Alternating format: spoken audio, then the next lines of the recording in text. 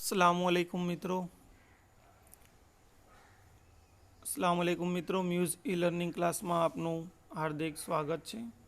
Chapter number 2 रसायण विज्ञान परमाणु બંધારણની આપણે વાત કરીએ છીએ મિત્રો। એમાં આજે આપણે બોહરના પરમાણુની મર્યાદા અને નવા સિદ્ધાંતનો અભ્યાસ કરીશું। શા માટે બોહરના પરમાણુની મર્યાદાઓ છે, કઈ કઈ છે? બોહરનો નમૂનો એક ખૂબ સારો નમૂનો છે થોમ્સન અને રુથરફોર્ડના સાપેક્ષમાં, પરંતુ તેની પણ કેટલીક મર્યાદાઓ છે જેની આપણે ચર્ચાઓ કરીએ। આધુનિક સ્પેક્ટ્રોસ્કોપી પદ્ધતિથી એની સૂક્ષ્મ એટલે કે ડબલેટ રેખાઓ જે છે, એક રેખા ઉપર બીજી રેખા હોય એ સમજાવી શકતું નથી। હાઇડ્રોજન સિવાયના બીજા પરમાણુઓ માટે હિલિયમ, લિથિયમ વગેરે જેમાં એકથી વધારે ઇલેક્ટ્રોનો એના માટે આ નમૂનો લાગુ પાડી શકાતો નથી। પછી ઝીમેન અસર અને સ્ટાર્ક અસર સમજાવી શકતું નથી। તો ઝીમેન અસર કોને કહેવાય મિત્રો? કે જ્યારે ક્ષેત્રરેખા ઉપર આપણે ચુંબકીય ક્ષેત્ર લાગુ પાડીએ તો હાઇડ્રોજન વર્ણપટ જોવા મળતો નથી, એને ઝીમેન અસર કહેવાય। અને વિદ્યુત ક્ષેત્રની હાજરીમાં એ રેખા વર્ણપટ દર્શાવતો નથી, એટલે કે રેખાના વિપટન સ્પ્લિટિંગ વિશે કોઈ માહિતી આપતું નથી। રાસાયણિક પ્રક્રિયા થઈ બંધ બની અને અણુ બને એના વિશે પણ કોઈ માહિતી આપતું નથી। તો આટલી એની મર્યાદાઓ છે। બે અગત્યના પરમાણુની રચના માટેના સિદ્ધાંત છે। એમાં એક દ્રવ્યની દ્વૈત પ્રકૃતિ જેને દ બ્રોગલી સિદ્ધાંત કહેવાય, અને હાઇઝનબર્ગનો અનિશ્ચિતતાનો સિદ્ધાંત। એનાથી આપણે પરમાણુની આ ખામીઓને વધારે સમજાવી શકીએ છીએ। જોઈએ પેલો દ બ્રોગલીનો સિદ્ધાંત અથવા તો દ્રવ્યની દ્વૈત વર્તુણક, દ બ્રોગલીનો સિદ્ધાંત। 1924માં ભૌતિક વિજ્ઞાનના સાયન્ટિસ્ટ હતા દ બ્રોગલી, ફ્રેન્ચના હતા, એટલે ફ્રેન્ચ ભૌતિકશાસ્ત્રી દ બ્રોગલીએ એવું કીધું કે દ્રવ્ય વિકિરણની જેમ દ્વિવર્તુણક ધરાવે છે, દ્વૈત એટલે કે દ્વિવર્તુણક ધરાવે છે। કણ અને તરંગ બંને ગુણધર્મ ધરાવે છે, એટલે કે ફોટોન કણની જેમ વેગમાન અને તરંગ લંબાઈ બંને ધરાવતો હોવો જોઈએ। એ જ રીતે ઇલેક્ટ્રોન પણ તરંગ લંબાઈ અને વેગમાન ધરાવે છે, અને એના માટેનું એ ગાણિતિક સ્વરૂપ લેમ્ડા બરાબર h અપોન પી આપ્યું, જ્યાં પી બરાબર વેગમાન mv લેવામાં આવે તો h અપોન mv એ લેમ્ડા બરાબર સમીકરણ મળે, જેને દ બ્રોગલી તરંગ સમીકરણ તરીકે ઓળખવામાં આવે છે।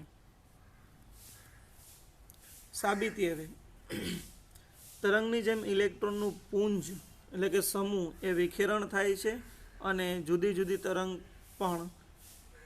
લંબાઈ પણ આપે છે।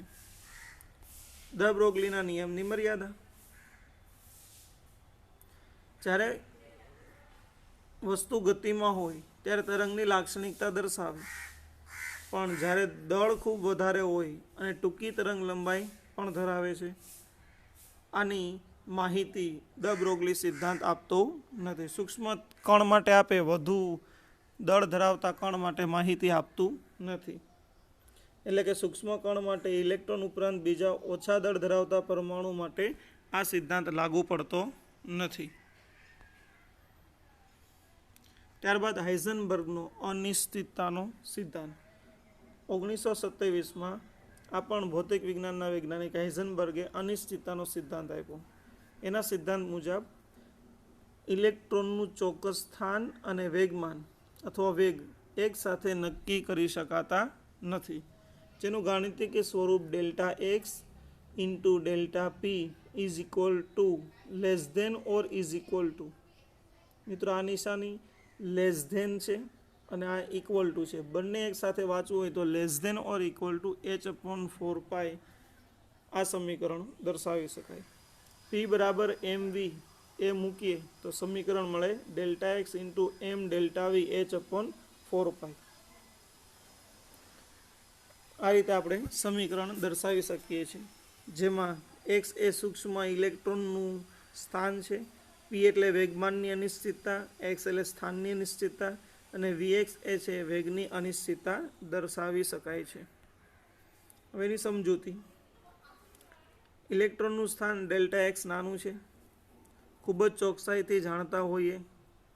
વેગ બરાબર વી ડેલ્ટા એક્સ ઘણું મોટું થશે. તો ઇલેક્ટ્રોનનું સ્થાન અને અનિશ્ચિતતા આપણે જાણી શકીએ છીએ. જો આપણે ઇલેક્ટ્રોનના સ્થાન અને વેગનું ભૌતિક માપન કરીએ તો પરિણામ હંમેશા આપણને ધૂંધળું અથવા અસ્પષ્ટ જોવા મળશે. બંને એક સાથે માપી શકાતા નથી. હવે બંને એક સાથે નક્કી કરવું, કઈ રીતે આપણે નક્કી કરી શકીએ એના માટે વાત. ઇલેક્ટ્રોનનું સ્થાન કઈ રીતે નક્કી કરવામાં આવે?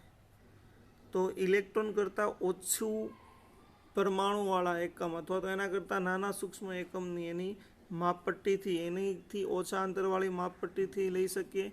અને ઇલેક્ટ્રોન એક ખૂબ જ સૂક્ષ્મ બિંદુભાર કણ છે, એટલે આને આ રીતે માપવું શક્ય બને નહીં, પરંતુ વિદ્યુત ચુંબકીય વિકિરણ દ્વારા માપી શકાય. અને લીધેલા પ્રકાશની તરંગ લંબાઈ અને ઇલેક્ટ્રોનના પરિમાણ કરતાં ખૂબ ઓછી હોવી જોઈએ એ શક્ય છે. ફોટોનનું વેગમાન આપણે લેમડા બરાબર એચ અપોન પી અથવા પી બરાબર એચ અપોન લેમડાથી દર્શાવી શકીએ છીએ, જે ઉર્જામાં ફેરફાર દર્શાવે. આમ ઇલેક્ટ્રોનનું ચોકસાઈપૂર્વક સ્થાન ગણી શકીએ છીએ. અને અથડામણ પછી ઇલેક્ટ્રોનના વેગ વિશે ઘણું ઓછું જાણવા પણ મળે છે, જે સ્થાનની અનિશ્ચિતતા અને વેગમાનની અનિશ્ચિતતાથી દર્શાવી શકાય છે.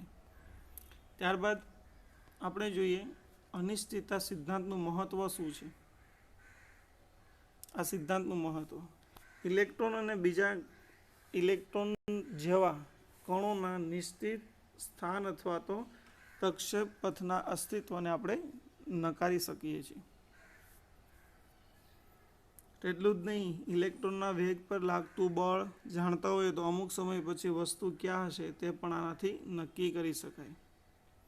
અને ઇલેક્ટ્રોન જેવા અપરમાણવીય કણ ચોક્કસ સ્થાન અને વેગ એકસાથે નક્કી કરવાનું અશક્ય હોય તો તેમના પથ વિશે વિચારવું પણ શક્ય નથી. એટલે કે કઈ દિશામાં ગતિ કરતો હશે તે પણ આપણે જાણી શકીએ નહીં. મર્યાદા. હાઇઝનબર્ગના અનિશ્ચિતતાની પણ મર્યાદા છે. હાઇઝનબર્ગને સૂક્ષ્મ વસ્તુઓ માટે અથવા સ્થૂળ મોટી વસ્તુઓ માટે લાગી શકતું નથી. સૂક્ષ્મ કણ માટેનું ચોકસાઈ ડેલ્ટા એક્સ ઇન્ટુ વીનું મૂલ્ય 10⁻⁴ મીટર સ્ક્વેર પ્રતિ સેકન્ડ જેટલું નાનું છે, જ્યારે 1 મિલીગ્રામ જેટલી વસ્તુ એનું 10⁻28 એટલું ઘણું મોટું મૂલ્ય મળે છે.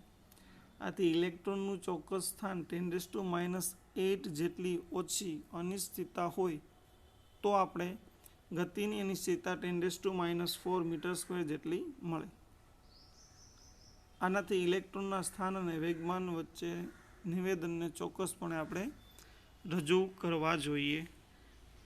એટલે કે આપણે મોટી વસ્તુ 1 મિલીગ્રામ જેટલી વજન હોય ને તો એનું મૂલ્ય મોટું મળે છે, માપી શકતા નથી. અને ઇલેક્ટ્રોનનું સ્થાન આપણે માપી શકીએ છીએ. શા માટે બોહરનો નમૂનો નિષ્ફળ ગયો? તો ઇલેક્ટ્રોન ભાર ધરાવતો કણ હતો, પણ તેની તરંગ પ્રકૃતિ ગણતરીમાં ન લીધી એટલે નિષ્ફળ ગયો. તરંગ પ્રકૃતિ છે એવું કંઈ સમજાવવામાં આવ્યું નહીં. ઇલેક્ટ્રોનને નિશ્ચિત કક્ષામાં ફરતો સ્વીકારવામાં આવ્યો. અને કક્ષાઓ નિશ્ચિત ત્યારે જ કહેવાય જ્યારે ઇલેક્ટ્રોનનું સ્થાન અને વેગમાન બંને એકસાથે આપણે જાણી શકીએ, જે હાઇઝનબર્ગના અનિશ્ચિતતાના સિદ્ધાંત પ્રમાણે શક્ય નથી. આમ બોહરનો હાઇડ્રોજન પરમાણુ નમૂનો એ ડ્યુઅલ નેચરને ધ્યાનમાં લેતો નથી અને આ સિદ્ધાંતમાં બોહરના પરમાણુને લાગુ પાડવાનો અર્થ પણ નથી.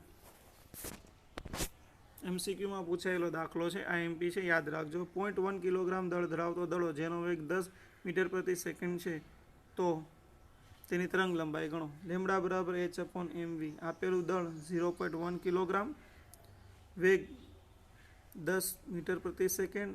પ્લાન્કનો અચળાંક આપણને ખબર છે 6.626 × 10⁻⁴ મૂકીએ. એચ બરાબર 6.626 × 10⁻⁴ જૂલ સેકન્ડ, એના છેદમાં 0.1 kilogram 10 6.26 10⁻34 kilo joule kilogram inverse metre inverse second square એટલે આ 6.626 10⁻34 એટલી કિંમત આપણને મળે 0.1 ઇન્ટુ 10 એટલે 1 થશે 6.626 એમ એઝ ઇટ ઇઝ જોવા મળશે. ઇલેક્ટ્રોનનું દળ 9.1 હોય તો તેની ગતિજ ઉર્જા 3×10⁻25 હોય તો તરંગ લંબાઈ ગણો. તરંગ લંબાઈ માટે આપણે જૂલ બરાબર કિલોગ્રામ મીટર સ્ક્વેર પ્રતિ સેકન્ડ સ્ક્વેર લખી શકીએ છીએ. કાઇનેટિક એનર્જી આપણને આપી છે ગતિજ ઉર્જા 3×10⁻25 બરાબર એને જૂલ બરાબર આ એકમમાં લખી શકાય. અને ઇલેક્ટ્રોનનું દળ આપ્યું છે એટલે કે ગતિજ ઉર્જા બરાબર 1/2 વી ગોતવાનો છે. 1/2 is equal two kinetic energy કે ઈ. વી² ગોતવાનો છે તો વી² બરાબર થાય 2 KE/m અને વી² માંથી ખાલી વીનું મૂલ્ય લખો તો વી બરાબર √ થયા 2 KE/m એવું લખી શકાય. બરાબર આ સૂત્રનો આપણે ઉપયોગ કરી શકીએ છીએ. એ સૂત્રનો આપણે ઉપયોગ કરેલો છે. આ વર્ગમૂળ લખ્યું છે 1/2 એટલે વર્ગમૂળ થશે 2 ગુણ્યા ગતિજ ઉર્જાના છેદમાં 2 ગુણ્યા 3 એના છેદમાં 9.1 એ 65.93 થશે. અને વર્ગમૂળ લ્યો એટલે 8.12 10⁻12 થશે. હવે દ બ્રોગલી પ્રમાણે તરંગ લંબાઈ ગણવી છે. પહેલાં આપણે વેગ ગણો. લેમડા બરાબર h/m વીમાં વીની કિંમત ન હતી તો કાઇનેટિક ઉર્જા ઉપરથી પ્રથમ આપણે વીની કિંમત મેળવી. હવે વીની કિંમત બાદ આપણે તરંગ લંબાઈ સરળતાથી શોધી શકશું કારણ કે પ્લાન્કની અચળાંકની કિંમત આપણે જાણીએ છીએ. h બરાબર 6.26 10⁻24 m બરાબર 9.1 અને 8.12 તેનો વેગ 8.967 થશે.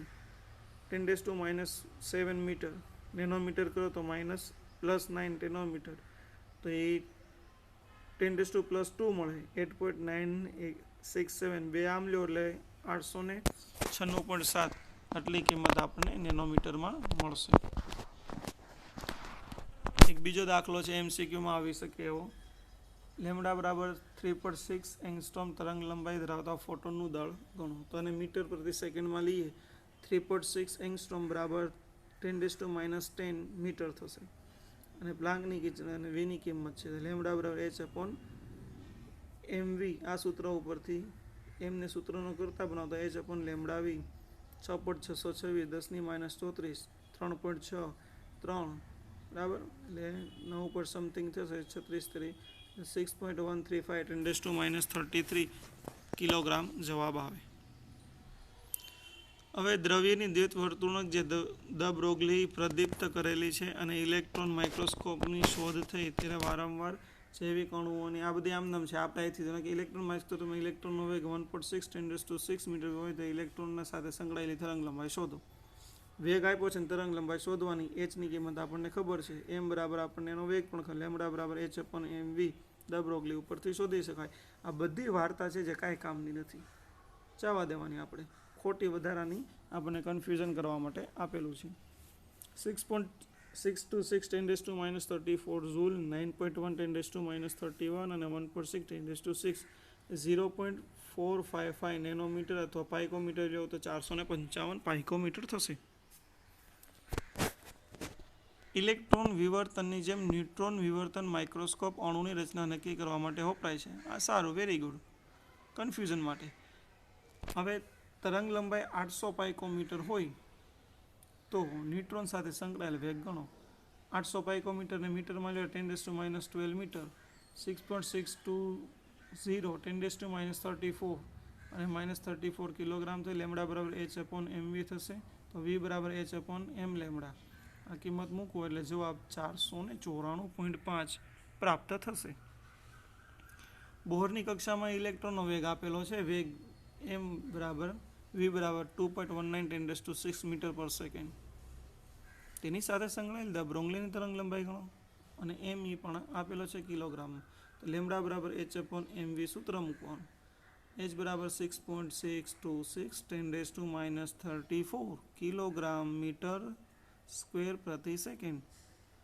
m ઇઝ ઇક્વલ ટુ ઇલેક્ટ્રોનનું દળ 9.1 10⁻31 કિલોગ્રામ v બરાબર વેગ 2.19 10⁶ મીટર પર સેકન્ડ, 0.3325 10⁻34, પછી +31 અને -36 40 -31 34 -6 40 -40 +31 -9 મીટર. એનોમીટર લખો તો એઝ ઇટ ઇઝ, અને પાઇકોમીટર લખો તો 3 સ્ટેપ આમ લઈ જવા પડે, એટલે 332.5 પાઇકોમીટર થાય. ત્યારબાદનો એક પ્રશ્ન જોઈએ મિત્રો. સ્વાધ્યાયના પણ આ મિક્સ ક્વેશ્ચન છે, બરાબર. 1000 વોલ્ટના તફાવતના ઘૂમતા પ્રોટોન સાથે સંકળાયેલો વેગ આપણને આપેલો છે 4.37 10⁵ મીટર પર સેકન્ડ. એનું દળ 0.1 કિલોગ્રામ છે. તો તરંગ લંબાઈ ગણો. એચ બરાબર 6.626 10⁻34 જૂલ સેકન્ડ અથવા કિલોગ્રામ મીટર સ્ક્વેર પર સેકન્ડ લખી શકાય. વેગ આપ્યો 4.37 10⁵ અને 0.1. લેમડા બરાબર h/mv. સૂત્ર મૂકો એટલે 1.516 10⁻26 પાઇકોમીટર થશે. તો મિત્રો આ એક દાખલો તમે 16 નંબર સ્વાધ્યાયમાં ગણજો, 61 પણ સ્વાધ્યાયમાં ગણજો હોમવર્કમાં, બરાબર. આ હોમવર્ક તરીકે તમારે ગણવાનો છે દાખલો. હાઇઝનબર્ગનો અનિશ્ચિતતાનો સિદ્ધાંત છે એટલે કરાવી દો. ચલો પેટર્ન અલગ છે. 1 મિલીગ્રામ 10⁻6 કિલોગ્રામ દળનું કુલ અનિશ્ચિતતા ડેલ્ટા v × x ગણો. તો બંને આપણે એક સાથે ગણવાનું છે. h બરાબર 6.626 10⁻34, બરાબર, અને આ 1 × 10⁶ kilogram. Delta x × delta v h/4πm, બરાબર. m ડેલ્ટા x છે તો એમને નીચે લઈ લીધો છે. તો 6.626 10⁻34 upon 4 × 3.146 પાઈની કિંમત, અને 1 × 10⁻6 તો 0.5273 10⁻28 આવશે. 9 કરો તો 5.273 10⁻9 મીટર સ્ક્વેર પર સેકન્ડ મળશે આન્સર. એમાં પણ અનિશ્ચિતતા આપણને કીધી છે, કુલ અનિશ્ચિતતાનું મૂલ્ય. સેમ h/4πમાં પણ ડેલ્ટા v વેગની અનિશ્ચિતતા કીધી છે. આ ગોલ્ફના દડાનું વજન છે એ પણ કીધું છે. તો આ બધા પ્રેક્ટિસ કરજો એક્ઝામ્પલ મિત્રો, ન સમજાય તો કહેજો. અને આ પૂછાયેલા બધા દાખલા છે, IMP દાખલા, બરાબર.